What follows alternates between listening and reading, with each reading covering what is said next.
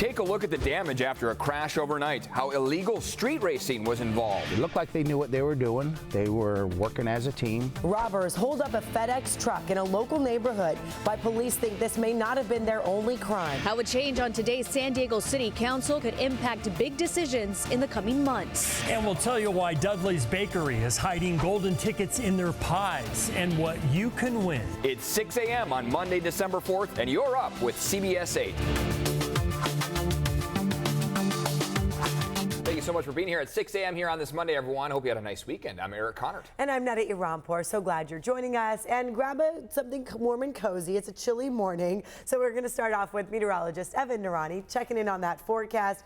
Cold now. It's very cold. But nice later. Oh, right? 70s by the afternoon. Yay, so okay. It's like it never happened. But each overnight stretch, yes, the jacket will come in handy, and the early morning stretch too. My hands are like very cold right now. You I don't want gloves. to go outside. Wrap it around that coffee there. That'll warm things exactly up. right.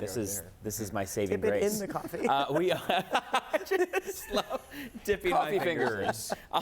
I'll stay away from that while I'm using the computer here. Okay. But we are watching for a cold morning, mainly 40s out there. Jacket is going to be helpful. By the afternoon, though, widespread 70s in the forecast. We are warmer than average going into the afternoon stretch, and we're going to keep warming up actually all the way through our upcoming Wednesday before we cool down a bit. Where are we right now? Well, I'm glad you asked. 37 degrees right now in Ramona, 42 in Poway, 51 in La Mesa to start off the day.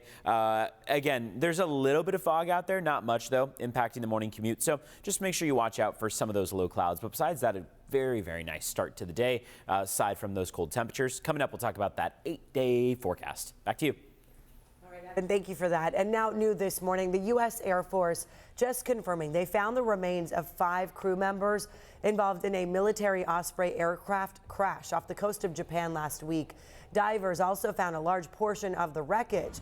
The aircraft crashed in southwest Japan while it was on a training flight. It was carrying Japanese and U.S. military members. The Air Force is now investigating this. Also new this morning here, a person accused of taking part in an illegal street racing and leading officers on a pursuit is now in custody here. Happened just before midnight in the 8500 block of Kern Street in Otay Mesa. We spoke with San Diego police this morning. They tell us the chase ended in a crash. No one was hurt, but again, one person is in custody. Today, the San Diego City Council will be choosing a new council president. And this comes at the same time Council President Pro Tem Monica Montgomery Stepp is getting ready to start her new job with the county. CBS 8's Regina Rita joining us now live to explain what this vacant seat means for the City Council here. Regina. Yeah, well, good morning, Neda and Eric. What this really means is certain decisions could be impacted after today's meeting. So today, the City Council is set to elect its council president. The current council president, Sean Rivera, has held that position for 2 years now. So electing a council president is crucial. They are the ones who set the agenda for council meetings. They also assign the rest of the council to its 10 standing committees, as well as other important roles. The pieces seem to be in place for Council President Rivera. He could get another year in that position, but of course we'll have to wait and see after today's meeting. Now this all comes at the same time that Council President Pro Tem Monica Montgomery Stepp will fill her new position for the county after this week. In the following meetings, there could be some delays when it comes to voting, now that it will be difficult to have a split vote.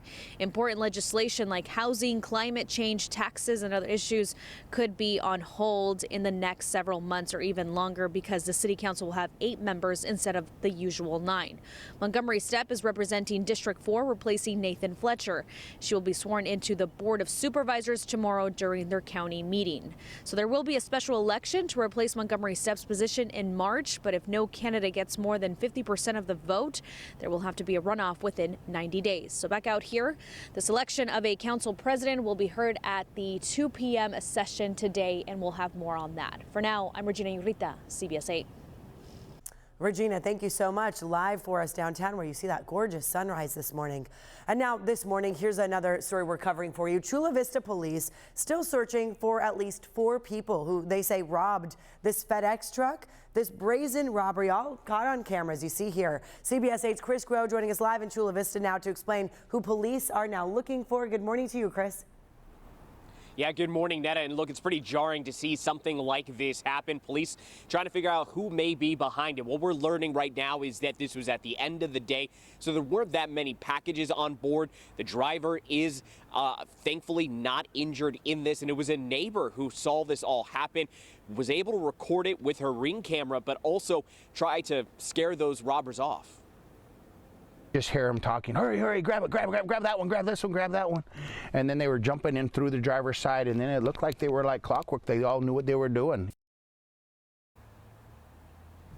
Actually, that was the owner of the FedEx truck. But what we did learn from that gentleman right there is that, again, the driver is taught to back up and stay out of the way. Now, thankfully, he wasn't hurt. A neighbor did come outside, as we said, and yelled for the driver after hearing a commotion. There were only about 4 or 5 packages that were taken, and the thieves did take off without anyone being arrested. Now, Chula Vista police investigating could be tied to a similar incident in San Diego, but they did want the public to know that crimes against delivery drivers are on the rise this time of year. And as we know, package thefts go up too. So police say being mindful of the time that things are going to be delivered. Choose an alternate delivery location if that is going to be the case, if that is something that you want to happen, especially if you have a high priority item. Eric and Netta. All right, Chris, thank you. This morning, a 76-year-old woman is out on bail after being arrested in connection to a deadly hit and run in North Park. A neighbor of Donna Jacobs captured these photos in City Heights Thursday. Police say Jacobs hit Stephen DeBow 2 weeks ago at the intersection of Utah Street and Polk Avenue. He died 6 days later. Jacobs will be arraigned on Thursday. A friend of the victim says he has mixed feelings after the arrest. Doesn't make me feel a whole lot better, but you know, a lot of lives got ruined because of this. So it's not going to bring Steve back, but you know, some closure, I guess. That friend is now caring for the victim's beloved dog, Griff, who they say was more than just a pet. Time is now 6:07, and talking about this forecast here, that sunrise. Yeah, I mean, it is a showstopper, everybody. Nice? I know. Look at that. Gorgeous start to the day. Lots of pink and purple tones coming on through.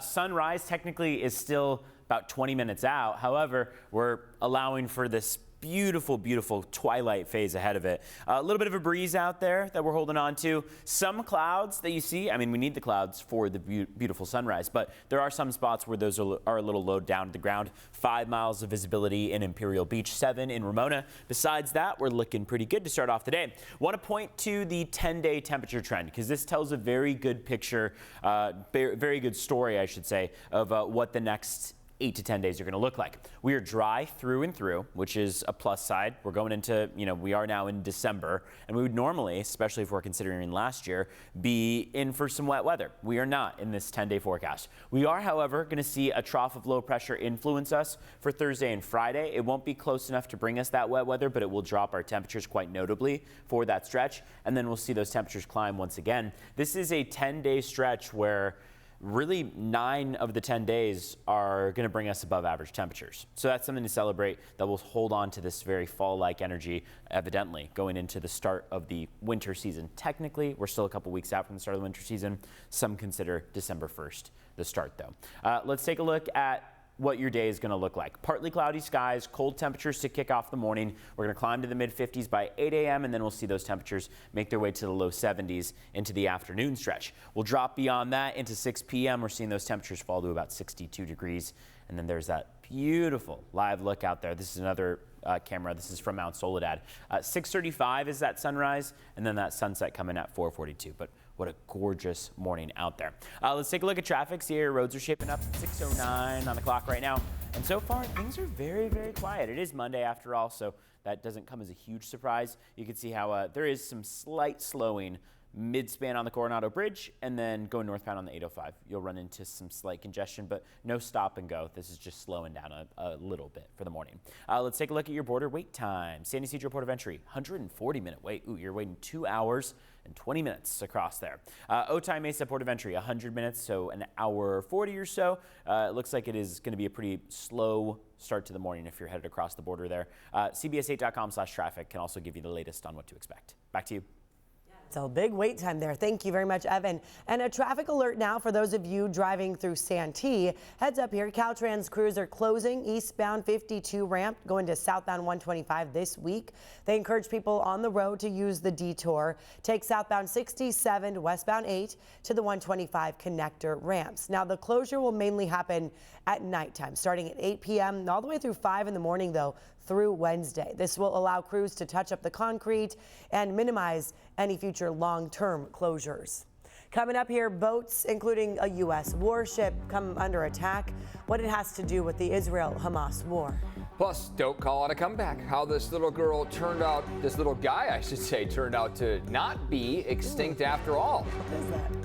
And birds of a feather flock together. The mystery over a second flamingo that showed up in the South Bay.